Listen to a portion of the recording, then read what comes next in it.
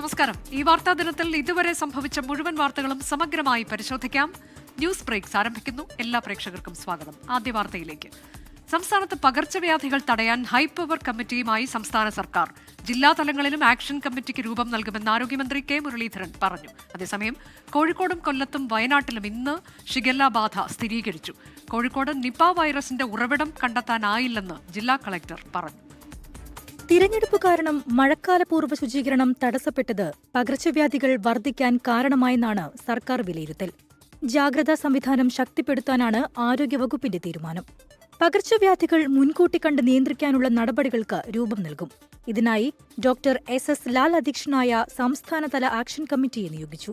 ഈ പകർച്ചവ്യാധികളെ നിയന്ത്രിക്കാൻ ഒരു ഹൈ പവർ കമ്മിറ്റി വേണം എന്നുള്ളൊരു ധാരണ മൊത്തത്തിലുണ്ടായിട്ടുണ്ട്. അപ്പം അങ്ങനെ വരുമ്പോൾ ഇതുകൊണ്ട് ലക്ഷ്യമിടുന്നത് ഇതിനുവേണ്ടി ഒരു ഹൈ പവർ കമ്മിറ്റി ഒരു കലണ്ടർ തയ്യാറാക്കുക, ഈ പകർച്ചപ്പനികൾ നിയന്ത്രിക്കാനുള്ള.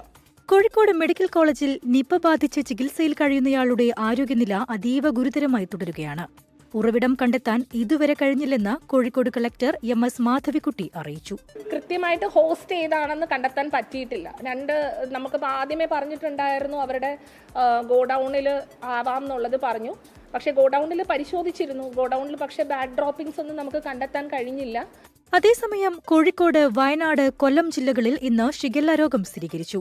വയനാട് കോളിയാടി മാർ ബസേലിയോസ് AUP സ്കൂളിലെ വിദ്യാർത്ഥിക്കാണ് രോഗം. ഇതോടെ വയനാട്ടിൽ രോഗം ബാധിച്ച വിദ്യാർത്ഥികളുടെ എണ്ണം 17ആയി. കൊല്ലത്ത് പോരുവഴി സ്വദേശിയായ 2ാം ക്ലാസ്സുകാരനാണ് ഷിഗല്ല ബാധ. കോഴിക്കോട് തൂണേരിയിൽ 9 വയസ്സുകാരനാണ് രോഗം സ്ഥിരീകരിച്ചത്. ഇതിനിടെ ഇന്നലെ തൃശൂരിൽ ഷിഗല്ല ബാധിച്ചു മരിച്ച 43കാരന്റെ മരണത്തിൽ ആരോഗ്യവകുപ്പിനെതിരെ കുടുംബം രംഗത്തുവന്നു. ഷിഗല്ലയാണെന്ന് സ്ഥിരീകരിച്ചിട്ടും ബന്ധുക്കളെ വിവരമറിയിക്കാൻ വൈകിയെന്നാണ് പരാതി. ഞങ്ങളെ ആരും അറിയിച്ചിട്ടില്ല. ഇപ്പൊ അനിയനായാലും ഞങ്ങളായാലും ആരും വിളിച്ചിട്ടൊന്നുമില്ല. അങ്ങനെ ന്യൂസ് കേട്ടപ്പോ രാത്രിയിലാണ് ഞങ്ങൾ ഈ സംഭവം അറിയുന്നത്. ഇവിടെ മാപ്രാന്തത്തുള്ളവർ അറിയുന്നത്. കോഴിക്കോട് ഒളവണ്ണ പഞ്ചായത്തിൽ ഒരാൾക്ക് മലേറിയ സ്ഥിരീകരിച്ചു. രോഗബാധിതനായ 63കാരനെ ആശുപത്രിയിൽ പ്രവേശിപ്പിച്ചു. വിവിധ ബ്യൂറോകൾക്കൊപ്പം 24 തിരുവനന്തപുരം. കോഴിക്കോട്ട് നിപ സ്ഥിരീകരിച്ചത് അറിയിച്ചില്ലെന്ന ആരോഗ്യമന്ത്രി കെ മുരളീധരന്റെ ആരോപണത്തിൽ പ്രതികരിക്കാനില്ലെന്ന് ജില്ലാ കളക്ടർ MS മാധവിക്കുട്ടി. ആരോഗ്യമന്ത്രി പറഞ്ഞതിൽ കമന്റ് ചെയ്യുന്നില്ല. തന്റെ ജോലി ജില്ലയിലെ വിവിധ വകുപ്പുകളുടെ ഏകോപനമാണ്. അത് ഭംഗിയായി നിർവഹിക്കാൻ ശ്രമിക്കുന്നുണ്ടെന്ന് ജില്ലാ കളക്ടർ പറഞ്ഞു. നിപ്പയുമായിട്ട് ബന്ധപ്പെട്ട് നിലവിൽ അങ്ങനെ ആശങ്കപ്പെടേണ്ട ഒരു സാഹചര്യവും ഇല്ല. നമ്മൾ കഴിഞ്ഞ ദിവസം അദ്ദേഹത്തിന് 2ാമത്തെ ഡോസ് ഓഫ് മെഡിസിനും കൊടുത്തിട്ടുണ്ടായിരുന്നു. അതായത് MAB ഇഞ്ചക്ഷൻ എന്നുള്ളതാണ് പറയുന്നത്. അതും കൊടുത്തിട്ടുണ്ട്. നമ്മൾ കാത്തിരിക്കുകയാണ് എന്താണ് ചേഞ്ച് വരുന്നതെന്നുള്ളത്. കൃത്യമായിട്ട് ഹോസ്റ്റ് ചെയ്താണെന്ന് കണ്ടെത്താൻ പറ്റിയിട്ടില്ല. നമുക്ക് ആദ്യമേ പറഞ്ഞിട്ടുണ്ടായിരുന്നു അവരുടെ ഗോഡൌണിൽ ആവാം എന്നുള്ളത് പറഞ്ഞു. പക്ഷേ ഗോഡൌണിൽ പരിശോധിച്ചിരുന്നു. ഗോഡൌണിൽ പക്ഷേ ബാഡ് ഡ്രോപ്പിംഗ്സ് ഒന്നും നമുക്ക് കണ്ടെത്താൻ കഴിഞ്ഞില്ല.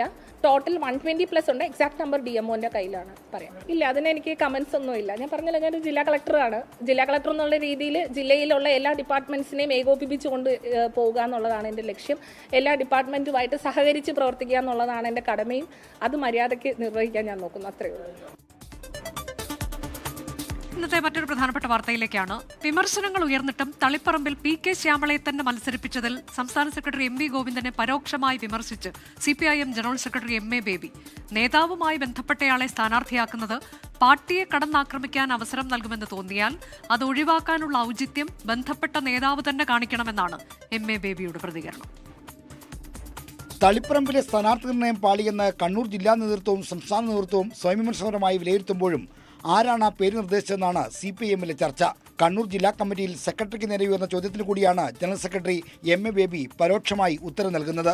നമ്മുടെ പാർട്ടിയിലുള്ള ഏതൊരാളും പാർട്ടിയിൽ തന്നെയുള്ളവരുടെ മകളാകാം, മകനാകാം, സഹോദരനാകാം, സഹോദരിയാകാം, ഭാര്യയാകാം, ഭർത്താവാകാം. അപ്പൊ അതുകൊണ്ട് ചിലരെ അവരുടെ അർഹത കൊണ്ട് സ്ഥാനാർത്ഥിയാകുമ്പോൾ അവരുടെ ബന്ധുത്വം പറഞ്ഞ് ബൂർഷ്വാ മാധ്യമങ്ങൾ കടന്നാക്രമിക്കും. അതിന്റെ പിന്നാലെ നമ്മൾ പോകാൻ പാടില്ല. തളിപ്പറമ്പിൽ ഭാര്യ PK ശ്യാമളയെ സ്ഥാനാർത്ഥിയാക്കിയതിൽ സംസ്ഥാന സെക്രട്ടറി MV ഗോവിന്ദനും പങ്കുണ്ടെന്ന് പറയുന്നതാണ് MA ബേബിയുടെ ഈ പ്രതികരണം. സ്ഥാനാർത്ഥി നിർണയത്തിൽ വീഴ്ച പറ്റിയെന്ന് പാർട്ടി വിലയിരുത്തിയതായും MA ബേബി സ്ഥിരീകരിക്കുന്നു. ഇതുമായി ബന്ധപ്പെട്ട് കണ്ണൂരിൽ ഉണ്ടായ ഒരു സ്ഥാനാർത്ഥി നിർണയം സംബന്ധിച്ച് ശ്രദ്ധ ഉണ്ടായില്ല എന്നുള്ള സ്വയംവിമർശനം കണ്ണൂർ ജില്ലാ കമ്മിറ്റി പാർട്ടിയിൽ നടത്തിയിട്ടുണ്ട്. അത് സംസ്ഥാന കമ്മിറ്റി അംഗീകരിക്കുകയും ചെയ്തിട്ടുണ്ട്. തളിപ്പറമ്പിലെ ഭാര്യയുടെ സ്ഥാനാർത്ഥിത്വം തടയാതിരുന്നത് ആണധികാര പ്രയോഗമായി പോകും എന്നതുകൊണ്ടായിരുന്നുവെന്നാണ് എം വി ഗോവിന്ദൻ പാർട്ടിക്കകത്തും പുറത്തും നടത്തിയ ന്യായീകരണം. എന്നാൽ MABയുടെ പ്രതികരണത്തോടെ ഈ ന്യായീകരണം തിരുത്തപ്പെടുകയാണ്. 24 തിരുവനന്തപുരം. നിയമസഭാ തെരഞ്ഞെടുപ്പിലെ മുദ്രാവാക്യം പാളിയെന്ന് തുറന്നു പറഞ്ഞ് CPIM കേന്ദ്ര കമ്മിറ്റി അംഗം P. രാജീവ്. SNDP യോഗം ജനറൽ സെക്രട്ടറി വെള്ളാപ്പള്ളി നടേശന്റെ വർഗീയ പരാമർശങ്ങളിലും ശബരിമല സ്വർണ്ണക്കൊള്ളയിലും ശക്തമായ നിലപാട് സ്വീകരിക്കുന്നതിൽ വീഴ്ച പറ്റിയെന്നും P. രാജീവ് പരസ്യമായി സമ്മതിച്ചു. പാർട്ടിക്കകത്ത് ഭയരഹിതമായി ചോദ്യങ്ങൾ ചോദിക്കാൻ CPI സംസ്ഥാന സെക്രട്ടറി ബിനോയ് വിശ്വം ഇടതു പ്രവർത്തകരോട് ആഹ്വാനം ചെയ്തു. സർക്കാരിനും പാർട്ടിക്കും സംഭവിച്ച വീഴ്ചകൾ ഏറ്റുപറയാതെ ജനവിശ്വാസം ആർജിക്കാനാവില്ലെന്നതാണ് തെരഞ്ഞെടുപ്പ് തോൽവി CPIMന് നൽകിയ പാഠം. ഈ തിരിച്ചറിവിന്റെ അടിസ്ഥാനത്തിലാണ് പാർട്ടിയുടെ ഇരുമ്പുമുറയിൽ മാത്രം സമ്മതിക്കാറുള്ള വീഴ്ചകൾ പൊതുവേദിയിൽ P. രാജീവ് എണ്ണിപ്പറയുന്നത്. നിയമസഭാ തെരഞ്ഞെടുപ്പിൽ മുന്നോട്ട് വെച്ച LDF അല്ലാതെ മറ്റാരുണ്ടെന്ന മുദ്രാവാക്യം തന്നെ പാളിയെന്നാണ് വിലയിരുത്തൽ. മലപ്പുറം അരീക്കോട് സംഘടിപ്പിച്ച ദേശീയ സെമിനാറിൽ സംസാരിക്കുമ്പോഴായിരുന്നു P. രാജീവിന്റെ ഏറ്റുപറച്ചിൽ. പിന്നെ LDF അല്ലാതെ മറ്റാരുണ്ട്, ആ മുദ്രാവാക്യം വേണ്ടത്ര ശരിയായില്ല എന്ന് തന്നെയാണ് പാർട്ടി വിലയിരുത്തിയിട്ടുള്ളത്. അത് നമ്മുടെ ഞങ്ങൾ ഒരു ആളുകൾക്കിടയിൽ മറ്റൊരു ബോധം രൂപപ്പെടുത്തിയിട്ടുണ്ട് എന്ന് ഈ റിവ്യൂവിലും പാർട്ടി വിലയിരുത്തിയിട്ടുണ്ട്.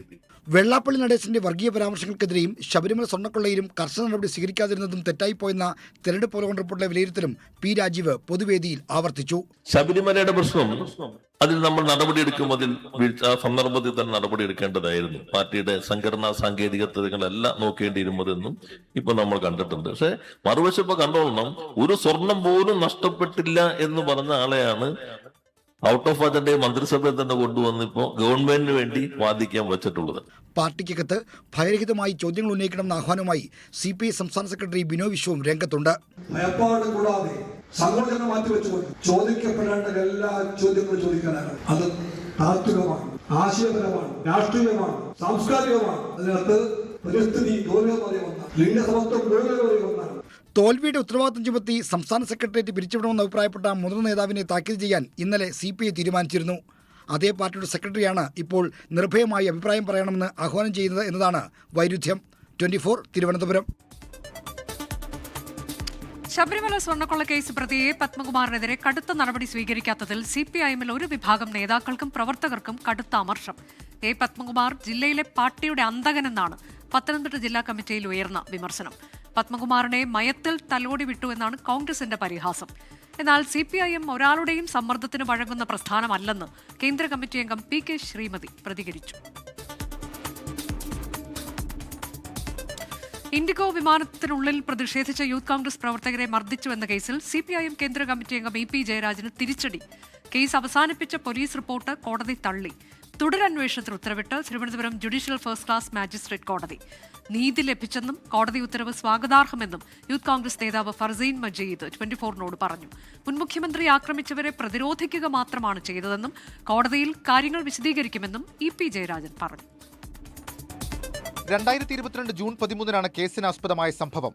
കണ്ണൂരിൽ നിന്ന് തിരുവനന്തപുരത്തിറങ്ങിയ ഇൻഡിഗോ വിമാനത്തിനുള്ളിൽ യൂത്ത് കോൺഗ്രസ് പ്രവർത്തകരായ ഫർസീൻ മജീദ്, RK നവീൻകുമാർ എന്നിവർ അന്നത്തെ മുഖ്യമന്ത്രി പിണറായി വിജയനെതിരെ പ്രതിഷേധിച്ചു. പിണറായി വിജയനൊപ്പം വിമാനത്തിലുണ്ടായിരുന്ന EP ജയരാജൻ തങ്ങളെ ആക്രമിച്ചെന്ന ഫർസീൻ മജീദിന്റെ പരാതിയിൽ വലിയതുറ പോലീസ് കേസെടുത്തിരുന്നു. അന്വേഷണം നടത്തിയ പോലീസ് മതിയായ തെളിവില്ലെന്ന് പറഞ്ഞ് കേസ് അവസാനിപ്പിച്ച് കോടതിയിൽ റിപ്പോർട്ട് നൽകി. ഇതിനെതിരെ ഫർസീൻ മജീദ് കോടതിയെ സമീപിച്ചിരുന്നു. പിന്നാലെയാണ് CCTV ദൃശ്യങ്ങൾ ഉൾപ്പെടെ പരിശോധിച്ച് വിശദമായ തുടരന്വേഷണം നടത്തി റിപ്പോർട്ട് സമർപ്പിക്കാൻ തിരുവനന്തപുരം ജുഡീഷ്യൽ മജിസ്ട്രേറ്റ് കോടതി ഉത്തരവിട്ടത്. കോടതിക്ക് സത്യം ബോധ്യപ്പെട്ടെന്ന് ഫർസീൻ മജീദ്. ഞങ്ങൾ അക്രമത്തിനിരയായി ഞങ്ങളെ ആക്രമിച്ചവർക്കെതിരെ നടപടിയെടുത്തില്ല എന്ന് പറഞ്ഞതും ഞങ്ങൾ പറഞ്ഞതാണ് സത്യസന്ധമെന്നുള്ളത് ബഹുമാനപ്പെട്ട കോടതിക്ക് ബോധ്യപ്പെടുത്തലിന്റെ അടിസ്ഥാനത്തിലാണ് ഇന്നിങ്ങനെ വളരെ പ്രസക്തമായ ഒരു വിധി വന്നിരിക്കുന്നത്. നീതിന്യായ വ്യവസ്ഥയുടെ ഈ ഒരു വിധിയെ വളരെ ബഹുമാനത്തോടു കൂടി സ്വീകരിക്കുകയാണ്. പിണറായി വിജയനെ ആക്രമിക്കാൻ ഭീകരന്മാരുടെ രൂപത്തിലെത്തിയപ്പോൾ തടയുക മാത്രമാണ് ചെയ്തതെന്ന് EP ജയരാജൻ. ഒരു സംസ്ഥാന മുഖ്യമന്ത്രിയെ ആക്രമിക്കാൻ ഭീകരന്മാരുടെ രൂപത്തിൽ വിമാനത്തിൽ കയറി വിമാനത്തിനകത്ത് ആക്രമണത്തിന് വേണ്ടി തയ്യാറെടുക്കുമ്പോൾ സ്വാഭാവികമായും ആ ആക്രമണത്തെ പ്രതിരോധിക്കാൻ സമാധാനം ആഗ്രഹിക്കുന്ന ഏതൊരാൾക്കും ചുമതലയുണ്ട്. കോടതി ഇപ്പോഴെന്താണ് പറഞ്ഞത് എന്നുള്ളത് അതിൻ്റെ വിശദാംശം നോക്കിയാൽ മാത്രമേ എനിക്ക് പറയാൻ സാധിക്കൂ. മുൻ മുഖ്യമന്ത്രി പിണറായി വിജയന്റെ ഗൺമാനായിരുന്ന അനിൽകുമാറും കേസിൽ പ്രതിയാണ്. അതേസമയം മുൻ മുഖ്യമന്ത്രിയെ വിമാനത്തിൽ ആക്രമിക്കാൻ ശ്രമിച്ചുവെന്ന യൂത്ത് കോൺഗ്രസ് പ്രവർത്തകർക്കെതിരായ കേസിൽ വ്യോമയാന വകുപ്പ് ഒഴിവാക്കി കുറ്റപത്രം സമർപ്പിച്ചിരുന്നു. 24 തിരുവനന്തപുരം. ഇന്നത്തെ വളരെ പ്രധാനപ്പെട്ട മറ്റൊരു വാർത്തയിലേക്കാണ്. വടകര കാഫിർ സ്ക്രീൻഷോട്ട് കേസിൽ ആദ്യ arrest. DYFI Vadakara block committee അംഗം ജിതിൻ ഭാസ്കറിനെ അറസ്റ്റ് ചെയ്ത് SIT. ചോദ്യം ചെയ്യാൻ വിളിച്ചുവരുത്തിയ ശേഷമാണ് അറസ്റ്റ്. ജിതിൻ ഭാസ്കർ ഉൾപ്പെടെയുള്ളവരെ ചോദ്യം ചെയ്തതിലൂടെ വ്യാജ സ്ക്രീൻഷോട്ടിന്റെ ഉറവിടം സംബന്ധിച്ച് അന്വേഷണ സംഘത്തിന് നിർണായക വിവരങ്ങൾ ലഭിച്ചിട്ടുണ്ട്. സ്ക്രീൻഷോട്ട് വടകര സ്ക്വാഡ്, കടത്തനാട് സഖാക്കൾ, ബാവുപ്പാറ സഖാക്കൾ തുടങ്ങിയ വാട്സ്ആപ്പ്, ഫേസ്ബുക്ക് ഗ്രൂപ്പുകളിൽ നിന്നാണ് പ്രചരിച്ചതെന്ന് SIT കണ്ടെത്തി. വടകര ക്രൈംബ്രാഞ്ച് സംഘത്തിന്റെ ഓഫീസിലാണ് ചോദ്യം ചെയ്യൽ നടന്നത്. കഴിഞ്ഞ 2 തവണയായി SIT ജിതിൻ ഭാസ്കറിനെ ചോദ്യം ചെയ്തിരുന്നു. ജിതിൻ ഭാസ്കറാണ് വടകര സ്ക്വാഡ് എന്ന വാട്സ്ആപ്പ് ഗ്രൂപ്പിൽ സ്ക്രീൻഷോട്ട് ആദ്യമിട്ടത് എന്ന് പ്രത്യേക അന്വേഷണ സംഘം കണ്ടെത്തിയിരുന്നു. നീതി പുലരുന്നെന്ന് പാറക്കൽ അബ്ദുള്ള MLA 24നോട് പറഞ്ഞു. നീതി പുലരുന്നു, വലിയ സന്തോഷത്തിലാണുള്ളത്. 2.5 വർഷക്കാലത്തെ ഞങ്ങളുടെ കഠിന പ്രയത്നം നീതിക്ക് വേണ്ടിയുള്ള നെട്ടോട്ടായിരുന്നു. കാരണം ഒരു നാട്ടില് തെരഞ്ഞെടുപ്പ് വരുമ്പോൾ ജനങ്ങളെ ഭിന്നിപ്പിച്ച് ഒരു ധ്രുവീകരണം ഉണ്ടാക്കി വർഗീയമായ ചെയ്തിട്ടുണ്ടാക്കി ആദ്യത്തെ തിരിച്ചടി. എത്ര കാലമായി ജനങ്ങളെ ഇങ്ങനെ തമ്മിലടിപ്പിക്കാൻ. കേസിൽ 9 പേരുടെ മൊഴി SIT രേഖപ്പെടുത്തി. ഇതിൽ DYFI Vadakara block committee president Rubesh രാമകൃഷ്ണനടക്കം 3 പേർ മുൻപും ചോദ്യം ചെയ്യലിന് വിധേയരായവരാണ്. വടകര സ്ക്വാഡ് വാട്സ്ആപ്പ് ഗ്രൂപ്പിന്റെ അഡ്മിന്മാരായ 10ൽ 6 പേരാണ് മറ്റുള്ളവർ. സ്ക്രീൻഷോട്ടിന്റെ ഉറവിടം കണ്ടെത്താനാണ് അഡ്മിന്മാരെ ചോദ്യം ചെയ്തത്. 24 കോഴിക്കോട്. തിരുവിതാംകൂർ ദേവസ്വം ബോർഡിലെ ഉദ്യോഗസ്ഥ മാറ്റത്തിൽ മന്ത്രിയും ദേവസ്വം ബോർഡ് പ്രസിഡന്റും 2 തട്ടിൽ. വിവാദങ്ങൾ പെടുന്നവരെ മാറ്റി നിർത്തണമെന്ന നിലപാടിലാണ് ദേവസ്വം മന്ത്രി K മുരളീധരൻ. എന്നാൽ SIT ചോദ്യം ചെയ്തതുകൊണ്ട് സ്ഥാനക്കയറ്റം പരിഗണിക്കാതിരിക്കാനാകില്ലെന്ന് Devaswom board president K Jayakumar പ്രതികരിച്ചു. തിരുവിതാംകൂർ ദേവസ്വം ബോർഡിലെ ഉദ്യോഗസ്ഥ നിയമനങ്ങളിലും സ്ഥലം മാറ്റത്തിലും അതൃപ്തി പ്രകടിപ്പിച്ച് വകുപ്പ് മന്ത്രി രംഗത്തെത്തിയത് കഴിഞ്ഞ ദിവസം. ശബരിമല സ്വർണ്ണക്കൊള്ളയിൽ SIT ചോദ്യം ചെയ്തവർ പട്ടികയിൽ ഉൾപ്പെട്ടിട്ടുണ്ട് എന്നായിരുന്നു മന്ത്രിയുടെ വിമർശനം. പിന്നാലെ സ്വർണ്ണക്കൊള്ളയിൽ പങ്കുപറ്റിയവരെ മർമ്മസ്ഥാനത്ത് വെച്ചുകൊണ്ടുള്ള ഉത്തരവ് നടപ്പാക്കരുതെന്നാവശ്യപ്പെട്ട് മന്ത്രി ബോർഡ് പ്രസിഡന്റിന് കത്തു നൽകി. കൂടാതെ വിവാദങ്ങളിൽപ്പെട്ടവരെ മാറ്റി നിർത്താത്ത പക്ഷം നിലവിലെ ദേവസ്വം ബോർഡിനും കൊള്ളയിൽ ഉത്തരവാദിത്വമുണ്ടെന്ന് കരുതുമെന്നും K മുരളീധരൻ പറഞ്ഞു. സ്വർണ്ണ തട്ടിപ്പ് കേസിൽ പെട്ടവരെയൊക്കെ ചില മർമ്മപ്രധാനമായിട്ടുള്ള സ്ഥാനങ്ങൾ നിയമിച്ചുകൊണ്ട് മിനിഞ്ഞാന്ന് ഒരു ഉത്തരവിറങ്ങി. ഞാനത് പരിശോധിച്ചു. ഞാൻ ആ നേരത്ത് ദേവസ്വം ബോർഡ് പ്രസിഡന്റിനെ വിളിച്ചപ്പോൾ അദ്ദേഹം ഫോൺ സ്വിച്ച് ഓഫ് ആണ്. അപ്പം പിന്നെ ഒരു ഔദ്യോഗിക കത്ത് കൊടുക്കാൻ തീരുമാനിച്ചു. കത്തിൽ പറഞ്ഞിട്ടുള്ള ഇത്രയേ ഉള്ളൂ: വിവാദങ്ങൾ ഉണ്ടാക്കുന്നവരെ, കേസുകളിൽ സംശയത്തിന്റെ നിഴൽ നിൽക്കുന്നവരെ ഒരൗദ്യോഗിക സ്ഥാനങ്ങളിൽ നിയമിക്കരുത്. എന്നാൽ വിവാദങ്ങൾക്ക് പിന്നാലെ ഇന്ന് ദേവസ്വം ബോർഡ് യോഗം ചേർന്നു. ശേഷം മാധ്യമങ്ങളെ കണ്ട പ്രസിഡന്റ് K ജയകുമാർ നിയമനങ്ങളിൽ ബോർഡിന് ജാഗ്രതക്കുറവ് സംഭവിച്ചിട്ടില്ലെന്ന് പറഞ്ഞു. വിജിലൻസ് ക്ലിയറൻസ് ഒക്കെ നോക്കിയിട്ടാണ് നമ്മൾ ചെയ്തിരിക്കുന്നത്. പിന്നെ ആരെങ്കിലും SIT വിളിച്ച് ചോദ്യം ചെയ്തു എന്നുള്ളത് കൊണ്ട് ഒരാളെ നമുക്ക് ഒന്നും സ്ഥാനക്കയറ്റമോ അല്ലെങ്കിൽ ട്രാൻസ്ഫറോ ഒന്നും പരിഗണിക്കാതിരിക്കാൻ പറ്റില്ല. ഒപ്പം SIT ചോദ്യം ചെയ്ത കാരണത്താൽ ഉദ്യോഗസ്ഥരെ മാറ്റി നിർത്താനാകില്ലെന്ന് പറഞ്ഞ പ്രസിഡന്റ് ദേവസ്വം ആസ്ഥാനത്ത് വരെ SIT വന്നിരുന്നുവല്ലോ എന്നുകൂടി ചോദിച്ചതിലൂടെ ഒരേ വിഷയത്തിൽ വകുപ്പ് മന്ത്രിയും ബോർഡ് പ്രസിഡന്റും 2 നിലപാടിൽ തുടരുകയാണ്. നേരത്തെ ഹൈക്കോടതി ഗവൺമെന്റ് സ്പെഷ്യൽ പ്ലീഡർ നിയമനം ദേവസ്വം വകുപ്പ് മന്ത്രി അറിഞ്ഞിരുന്നില്ല എന്നത് വിവാദമായിരുന്നു. 24 തിരുവനന്തപുരം. ലഹരി വിരുദ്ധ ക്യാമ്പയിനായ തൂഫാൻ ദി നാർക്കോ ഹണ്ടിന്റെ തുടർ പ്രവർത്തനം കേന്ദ്ര ഏജൻസികളുടെ പിന്തുണയോടെ ശക്തിപ്പെടുത്തുമെന്ന് ആഭ്യന്തരമന്ത്രി രമേശ് ചെന്നിത്തല. 15 ദിവസം കൊണ്ട് 10 കോടി രൂപയുടെ ലഹരിമരുന്ന് പിടിച്ചെന്നും മന്ത്രി പറഞ്ഞു. ലഹരി കേസിലെ പ്രതിയുടെ ബന്ധുവിനെ സ്റ്റാഫിലെടുത്തുവെന്ന ആരോപണം അടിസ്ഥാനരഹിതമാണെന്നും രമേശ് ചെന്നിത്തല കൂട്ടിച്ചേർത്തു. ഓപ്പറേഷൻ തൂഫാൻ ശക്തിപ്പെടുത്തുന്നതിന്റെ ഭാഗമായാണ് പോലീസ് ആസ്ഥാനത്ത് ഇന്ന് നിർണായക യോഗം ചേർന്നത്. Customs, coast guard, narcotics control bureau, revenue intelligence, coastal police, central industrial security force, railway protection force തുടങ്ങിയ ഏജൻസികളുടെ പ്രതിനിധികൾ യോഗത്തിൽ പങ്കെടുത്തു. എയർപോർട്ടുകളിലും തുറമുഖങ്ങളിലും സംയുക്ത പരിശോധന നടത്തും. ഒരു വിധത്തിൽ അല്ലെങ്കിൽ മറ്റൊരു വിധത്തിൽ കേന്ദ്ര ഏജൻസികൾ എങ്ങനെ കേരള പോലീസിനെ സഹായിക്കാമെന്നുള്ളതാണ് ഇന്നത്തെ ചർച്ചയിൽ പ്രധാനമായി ഉരുത്തിരിഞ്ഞു വന്ന കാര്യങ്ങൾ. അവരെല്ലാം ഓപ്പറേഷൻ തുഫാന് വൻ പിന്തുണ നൽകി കഴിഞ്ഞിരിക്കുന്നു. 15 ദിവസത്തിനിടയിൽ 2575 കേസുകൾ രജിസ്റ്റർ ചെയ്തു. 2778 പേരെ അറസ്റ്റ് ചെയ്തു. 1.9 കിലോ MDMA ഉൾപ്പെടെ 10 കോടി വില വരുന്ന ലഹരിമരുന്നുകൾ പിടിച്ചെടുത്തു. അതുപോലെ പോലീസ് ഡോഗ്സ് സാധാരണഗതിയിൽ ടെററിസത്തെ കൗണ്ടർ ചെയ്യാനും ഒക്കെയാണ് നമ്മൾ ഉപയോഗിക്കാറുള്ളത്. അവർക്ക് ഈ നർക്കോട്ടിക് കണ്ടെത്താനുള്ള പരിശീലനം കൊടുക്കാനുള്ള തീരുമാനമായിട്ടുണ്ട്. പേഴ്സണൽ സ്റ്റാഫിൽ ലഹരിക്കേസ് പ്രതിയുടെ ബന്ധുവുണ്ടെന്ന പ്രചാരണം ഓപ്പറേഷൻ തൂഫാനെ ഇല്ലാതാക്കാനാണെന്നും രമേശ് ചെന്നിത്തലയുടെ വിമർശനം. നഹാസ് എന്ന് പറയുന്ന ആൾ യൂത്ത് കോൺഗ്രസിന്റെ തെരഞ്ഞെടുക്കപ്പെട്ട സെക്രട്ടറിയാണ്. അദ്ദേഹം എന്നോട് സ്റ്റാഫിൽ വരണമെന്നും പറഞ്ഞിട്ടില്ല, ഞാൻ അദ്ദേഹത്തെ എടുത്തിട്ടുമില്ല. ഇത് ഈ തൂഫാനെ എങ്ങനെയെങ്കിലും ദുർബലപ്പെടുത്താനാണ് നീക്കമെങ്കിൽ അതുകൊണ്ടൊന്നും ഒരു കാരണവശാലും തൂഫാൻ ദുർബലപ്പെടുന്ന പ്രശ്നമില്ല. ലഹരി കേസുകളിൽ ചാർജ് ഷീറ്റുകൾ വേഗത്തിൽ നൽകാനുള്ള നടപടികൾ സ്വീകരിക്കുമെന്നും ആഭ്യന്തരമന്ത്രി വ്യക്തമാക്കി. 24 തിരുവനന്തപുരം. തിരികെ ന്യൂസ് ബ്രേക്സിലേക്ക്. രാജ്യത്ത് ടെലിഗ്രാമിന് താത്കാലിക നിയന്ത്രണം. ജൂൺ 22 വരെയാണ് നിയന്ത്രണം. നീറ്റ് പുനഃപരീക്ഷയ്ക്ക് മുന്നോടിയായാണ് കേന്ദ്ര സർക്കാരിന്റെ കർശന നടപടി. കേന്ദ്ര നിർദ്ദേശത്തിന് പിന്നാലെ ടെലിഗ്രാം ആപ്പിനെ പ്ലേ സ്റ്റോറിൽ നിന്ന് നീക്കം ചെയ്തു. തീരുമാനത്തെ നാഷണൽ ടെസ്റ്റിംഗ് ഏജൻസി സ്വാഗതം ചെയ്തു.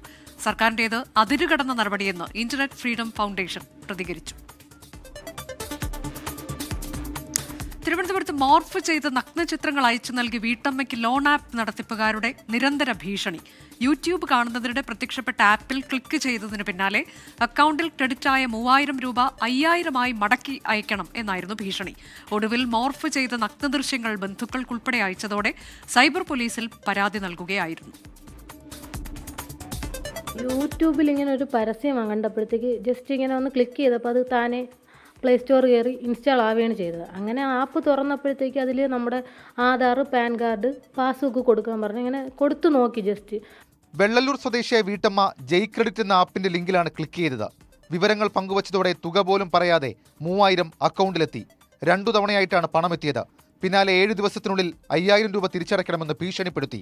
ഇപ്പോൾ ഇന്നലെ ആയപ്പോഴത്തേക്ക് എനിക്ക് മെസ്സേജ് വാട്സപ്പിലാണ് മെസ്സേജ് പറഞ്ഞത്, അല്ലാതെ കോളുകൾ പറഞ്ഞില്ല. വാട്സപ്പിൽ കോള്, അത് നമ്മുടെ ഇന്ത്യൻ നമ്പർ അല്ല. അന്ന് ഇങ്ങനെ വിളിച്ചുകൊണ്ടിരുന്ന ഞാൻ കട്ട് ചെയ്ത്, അറിഞ്ഞുകൂടാത്ത നമ്പരാണ്ട് കട്ട് ചെയ്ത് മെസ്സേജ് വന്നു. മെസ്സേജിൽ ഫുള്ള് ഭീഷണിയായിട്ടാണ് വരുന്നത്. 5000 രൂപ നൽകാൻ കഴിയില്ല എന്ന് പറഞ്ഞതോടെ മോർഫ് ചെയ്ത നഗ്നചിത്രങ്ങൾ അയച്ചു ഭീഷണി തുടർന്നു. ഒടുവിൽ മോർഫ് ചെയ്ത നഗ്നചിത്രങ്ങൾ വീട്ടമ്മയുടെ ബന്ധുക്കൾക്കും അയച്ചു. കുറേ കഴിഞ്ഞപ്പോഴത്തേക്ക് അവർ തന്നെ എന്നെ ഒരു പിക്ചർ പെട്ടെന്ന് ഇങ്ങനെ അയച്ചു തന്നു. ഒരു ന്യൂഡ് എൻ്റെ ഫോട്ടോ വെച്ചിട്ട് വേറെ ഏതോ ഒരു ഫിഗർ വെച്ച് അയച്ചു തന്നു. ഞാനങ്ങ് പേടിച്ചു പോയി. കുറേ കഴിഞ്ഞപ്പോഴത്തേക്ക് വേറൊരു സ്ക്രീൻഷോട്ട് എൻ്റെ ബന്ധുക്കൾക്ക് അയച്ചതായിട്ടുള്ള സ്ക്രീൻഷോട്ട് വാട്സപ്പിൽ നിന്ന് എടുത്ത് എനിക്ക് അയച്ചു തന്നു. അപ്പോൾ എനിക്ക് പേടിയായി. വാട്സപ്പ് DPയിലെ ചിത്രങ്ങൾ ഉപയോഗിച്ചാണ് മോർഫ് ചെയ്ത ചിത്രങ്ങൾ നിർമ്മിച്ചത്. സൈബർ പോലീസ് കേസെടുത്ത് അന്വേഷണം ആരംഭിച്ചിട്ടുണ്ട്. പോലീസ് പരാതി നൽകിയിട്ടും ഭീഷണി തുടരുന്നതായും വീട്ടമ്മ പറയുന്നു. 24 തിരുവനന്തപുരം. സമാധാന ധാരണാപത്രത്തിൽ ഒപ്പുവെച്ചെന്ന് സ്ഥിരീകരിച്ച അമേരിക്കയും ഇറാനും ഡിജിറ്റലായി ഒപ്പുവെച്ചു എന്നാണ് സ്ഥിരീകരണം.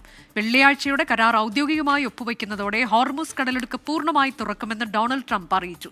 ഇസ്രയേലിന്റെ സുരക്ഷാ താൽപര്യങ്ങൾ സംരക്ഷിക്കുന്നത് തുടരുമെന്നും ലബനോണിൽ സൈനിക നടപടി തുടരുമെന്നും ഇസ്രയേൽ പ്രധാനമന്ത്രി അറിയിച്ചിട്ടുണ്ട്. യുറേനിയം ശേഖരം നശിപ്പിക്കാൻ ഇറാൻ സമ്മതിച്ചുവെന്നാണ് അമേരിക്കൻ വൈസ് പ്രസിഡന്റ് JD വാൻസിന്റെ അവകാശവാദം. വെള്ളിയാഴ്ച സ്വിറ്റ്സർലൻഡിലെ ജനീവയിൽ സമാധാന കരാർ ഔദ്യോഗികമായി ഒപ്പുവെക്കുന്നതോടെ ഹോർമുസ് കടലിടുക്ക് പൂർണ്ണമായി തുറക്കുമെന്നാണ് അമേരിക്കൻ പ്രസിഡന്റ് ഡൊണാൾഡ് ട്രംപ് പറയുന്നത്. ഔദ്യോഗികമായി ഒപ്പിട്ട ശേഷം കരാറിലെ വ്യവസ്ഥകൾ പരസ്യപ്പെടുത്തുമെന്നും ഡൊണാൾഡ് ട്രംപ് അറിയിച്ചു. ഇറാനിയൻ തുറമുഖങ്ങൾക്ക് മേലുള്ള നിയന്ത്രണങ്ങൾ അതുവരെ തുടരുമെന്ന് അമേരിക്കൻ സൈന്യം വ്യക്തമാക്കിയിട്ടുണ്ട്. അതിനിടെ ധാരണാപത്രത്തിന്റെ ഉള്ളടക്കത്തെ പാർലമെന്റിലെ ബഹുഭൂരിപക്ഷം പേരും പിന്തുണച്ചതായി ഇറാൻ പ്രസിഡന്റ് മസൂദ് പെസഷ്കിയാൻ പറഞ്ഞു. ധാരണപ്രകാരം സമ്പുഷ്ടീകരിച്ച യുറേനിയം ശേഖരം നശിപ്പിക്കാൻ ഇറാൻ സമ്മതിച്ചുവെന്ന് American vice president JD Vance പറഞ്ഞു. ആണവ പദ്ധതിയെ സംബന്ധിച്ച വ്യവസ്ഥകൾ പാലിച്ചാൽ ഇറാന് $30,000 കോടി പുനർനിർമ്മാണത്തിനായി ലഭിക്കുമെന്നും വാൻസ് അറിയിച്ചിട്ടുണ്ട്. അറബ് രാജ്യങ്ങളിൽ നിന്നാകും ഈ തുക സമാഹരിക്കുക. ഇസ്രയേൽ തങ്ങളുടെ സുരക്ഷാ താൽപര്യങ്ങൾ സംരക്ഷിക്കുന്നത് തുടരുമെന്ന് പ്രധാനമന്ത്രി വ്യക്തമാക്കിയിട്ടുണ്ട്. ഗസയിലും ലബനോണിലും സിറിയയിലും യമനിലും വെസ്റ്റ് ബാങ്കിലും ഇറാന്റെ ഭീകരകരങ്ങൾക്കെതിരായ പോരാട്ടം തുടരും. ഇറാൻ ആണവായുധം ലഭിക്കില്ലെന്ന് ഉറപ്പാക്കാൻ ഈ യുദ്ധത്തിന് കഴിഞ്ഞെന്ന് നെതന്യാഹു കൂട്ടിച്ചേർത്തു. കരാർ ഒപ്പിട്ട ശേഷം 4 എണ്ണക്കപ്പലുകൾ മാത്രമേ ഹോർമുസ് കടലിടുക്ക് കടന്നിട്ടുള്ളൂവെന്ന് കപ്പൽ ഗതാഗത ഡേറ്റ സൂചിപ്പിക്കുന്നുണ്ട്. ഇന്ത്യയുടെ ദിശ എന്ന LNG കപ്പൽ ഹോർമുസ് കടന്നു.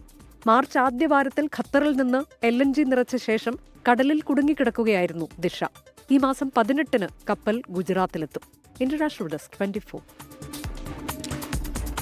മമതാ ബാനർജിക്ക് കനത്ത തിരിച്ചടി നൽകി തൃണമൂൽ കോൺഗ്രസ് വിമതർ കേന്ദ്രമന്ത്രിസഭയിലേക്ക്. വിമത MPമാരുടെ NCPI ലയനത്തിൽ നിയമോപദേശം തേടി ലോക്സഭാ സ്പീക്കർ. ഇരുപക്ഷത്തെയും കേട്ട ശേഷമാകും ലയനത്തിൽ അന്തിമ തീരുമാനം. അതിനിടെ മമതയുടെ വിശ്വസ്തൻ ഫിർഹാദ് ഹക്കീമും വിമതപക്ഷത്തേക്ക് നീങ്ങുകയാണ്. മമതാ ബാനർജിയെ വിട്ടുവന്ന MPമാർക്ക് മന്ത്രിസ്ഥാനം നൽകാൻ BJP ആലോചിക്കുന്നുണ്ടെന്നാണ് സൂചന. മമതാ ബാനർജി വിട്ടുവന്ന MPമാർക്ക് മന്ത്രിസ്ഥാനം നൽകാൻ BJP ആലോചിക്കുന്നുവെന്നാണ് സൂചന. സുദീപ് ബന്ദോപാധ്യായ, ശർമിള സർക്കാർ എന്നിവരുടെ പേരുകളാണ് സജീവ പരിഗണനയിൽ. അതേസമയം വിമതർ NCPI ലയിക്കുന്ന കാര്യത്തിൽ ലോക്സഭാ സ്പീക്കർ കേന്ദ്ര നിയമ മന്ത്രാലയത്തിന്റെ രേഖാമൂലമുള്ള ഉപദേശം തേടും. കൂറുമാറ്റ നിരോധന നിയമപ്രകാരം ലയനം നിലനിൽക്കുമോ എന്നും കോടതിയിൽ നിന്ന് തിരിച്ചടിയുണ്ടാകാതിരിക്കാനുമാണ് മുൻകരുതൽ. വിഷയത്തിൽ ഇരുപക്ഷത്തെയും കേട്ട ശേഷം പാർലമെന്റ് വർഷകാല സമ്മേളനത്തിന് മുമ്പ് അന്തിമ തീരുമാനമെടുക്കാനാണ് സ്പീക്കറുടെ ലക്ഷ്യം. അതേസമയം വിശ്വസ്തനായ ഫിർഹാദ് ഹക്കീമിന്റെ നിലപാട് മമതയ്ക്ക് ഇരട്ടടിയായി. മുഖ്യമന്ത്രി സുവേന്ദു അധികാരിയുടെ വികസനാഹ്വാനത്തെ ഫിർഹാദ് പരസ്യമായി പിന്തുണച്ചു. അതിനിടെ ബിഷ്ണുപൂർ മണ്ഡലത്തിലെ തിരഞ്ഞെടുപ്പ് ചോദ്യം ചെയ്ത് മുൻ മുഖ്യമന്ത്രി മമതാ ബാനർജി കൽക്കത്ത ഹൈക്കോടതിയിൽ നേരിട്ട് ഹാജരായി. 24 ഡൽഹി. തിരികെ ന്യൂസ് ബ്രേക്സിലേക്ക്. ലോകകപ്പ് ഫുട്ബോൾ വാർത്തയിലേക്ക്. ഫിഫ ലോകകപ്പിൽ മുൻ ചാമ്പ്യന്മാരായ ഫ്രാൻസിന് ഇന്ന് ആദ്യ പോരാട്ടം. രാത്രി 12:30 നടക്കുന്ന കളിയിൽ സെനഗലാണ് എതിരാളികൾ. ഇന്ത്യൻ സമയം നാളെ പുലർച്ചെ 3:30 നോർവേ ഇറാഖിനെയും നേരിടും. 2018 ചാമ്പ്യന്മാർ, 2022 റണ്ണേഴ്സ് അപ്പ്. തുടർച്ചയായ 3ാം ലോകകപ്പിലും ഫൈനൽ ലക്ഷ്യമിട്ടുള്ള ഫ്രഞ്ച് പടയോട്ടത്തിന് തുടക്കമാവുന്നു. തുടർച്ചയായ 3 ലോകകപ്പ് ഫൈനൽ കളിച്ചവരെന്ന വെസ്റ്റ് ജർമ്മനിയുടെയും ബ്രസീലിന്റെയും റെക്കോർഡിനൊപ്പമെത്താൻ ദിദിയർ ദശാംസിന്റെ സംഘത്തിന്റെ സാധ്യതകളേറെ. കിലിയൻ എംബാപ്പെ, ലോക footballer Ousmane Dembele, Michael Olise, Desire Doue, Bradley Barcola, Marcus Thuram. ലോക ഫുട്ബോളിലെ റൂത്ത്ലെസ് അറ്റാക്കിംഗ് നിര ഫ്രാൻസിന് സ്വന്തം. റയാൻ ചെർക്കിയും എൻകോളോ കാന്റെയും ചൗമേനിയും ഉൾപ്പെടുന്ന മധ്യനിരയും വില്യം സാലിബയും ഉപമക്കാനോയും യൂൾസ് കൂണ്ടയും അണിനിരക്കുന്ന പ്രതിരോധ കോട്ടയും ഫ്രഞ്ച് പടയെ കിരീടപ്പോരിൽ മുന്നിൽ നിർത്തുന്നു. സെനഗലും ചില്ലറക്കാരല്ല. ആഫ്രിക്കൻ വൻകരയുടെ ജേതാക്കളെന്ന പട്ടം ഫെഡറേഷൻ തിരിച്ചെടുത്തെങ്കിലും ഏത് വമ്പന്മാരെയും അടിച്ചിടാൻ മിടുക്കരാണ് സാദിയോ മാനയും സംഘവും. Kalidou Koulibaly, Nicolas Jackson, Edouard Mendy എന്നിവരടങ്ങിയ സെനഗലിന് 2002 ലോകകപ്പിൽ ഫ്രാൻസിനെ അട്ടിമറിച്ചതിന്റെ ഓർമ്മകളും ആത്മവിശ്വാസമേകും. 28 വർഷത്തെ ഇടവേളയ്ക്ക് ശേഷം ലോകകപ്പിനെത്തുന്ന നോർവേയുടെ എതിരാളികൾ 40 വർഷം കഴിഞ്ഞെത്തുന്ന Iraq.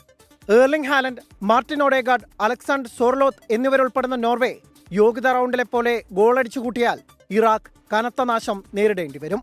World cup desk 24. News breaks അവസാനിച്ചു. ഇനി പൊതുജനം കഴുതയല്ല സർ. ബി ദിലീപ് കുമാറിനൊപ്പം. നമസ്കാരം.